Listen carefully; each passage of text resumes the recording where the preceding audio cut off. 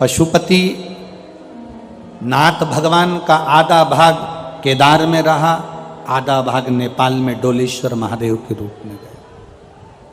पशुपति व्रत एक ऐसा व्रत होता है जिसमें ना कोई किताब पढ़ी जाती है, ना कोई पोथी पढ़ी जाती है, ना कोई कहानी पढ़ी जाती है। केवल 5 व्रत पशुपति नाथ के होते हैं। जिस दिन पहला व्रत करो, सुबेरे के समय पर पूजन की थाली लगाकर भगवान का अभिषेक पूजन मंदिर में जाकर करो, विनती कर कर वापिस आओ, पूजा की थाली रख दो। उसी थाली को शाम को जब लेकर जाओ, मीठे का घर में बना हुआ मीठे का प्रसाद, जो भी मिठाई आप बना लें वो ले जाओ। 6 दिए थाली में रख कर लेकर जाओ। मंदिर में 6 दिए नीचे जमीन पर रख लो। प्रसाद के 3 हिस्से कर दो, भगवान की पूजन कर दो। पूजन कर कर 5 दिए प्रज्वलित कर दो मंदिर के अंदर। जब 5 दिए मंदिर के अंदर प्रज्वलित हो जाएं, प्रसाद के 3 हिस्से हो जाएं, एक बिना जला हुआ दिया जो जमीन पर रखा था 6ठे नंबर का, वो उठाकर वापिस थाली में रख लो, जो जला नहीं।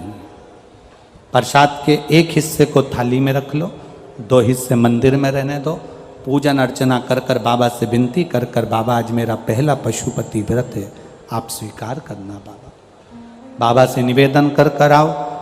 घर पर आने पर जो 6ठे नंबर का दीप है वो घर की ओर मुख कर कर, घर के दरवाजे के सीधे हाथ, आप अंदर जा रहे हैं तो आपका सीधे हाथ की ओर बैठ कर, घर की ओर मुख कर कर पशुपतिनाथ भगवान का स्मरण कर कर दीप प्रज्वलित करो।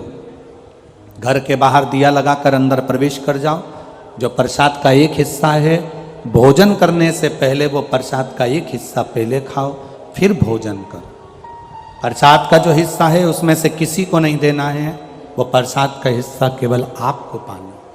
क्योंकि प्रसाद के हिस्से में से अगर हम किसी को देंगे तो फिर वो 4 या 5 हिस्से हो जाते हैं, तो उसका भाव खत्म हो जाता है। इसलिए उसको स्वयं पाए।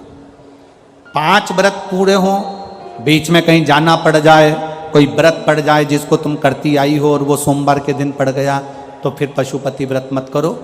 पहले वाला व्रत कर लो जो करती हुई आई हो, इस व्रत को अगले सोमवार कर लो। रजस्वला धर्म बीच में आ गया, छोड़कर अगला व्रत कर लो। करना 5 ही व्रत है।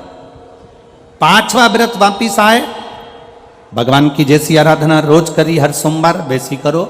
एक श्रीफल लेकर जाओ, कुछ भेंट लेकर जाओ, बाबा के चरणों में समर्पित करो। 108 चावल का दाना या पत्ती या फूल की पत्ती या बेलपत्र आदि जो भी तुम बाबा को समर्पित करना चाहते हो वो चढ़ा दो। विनती करो, बाबा आज मेरा 5वां व्रत हो रहा है।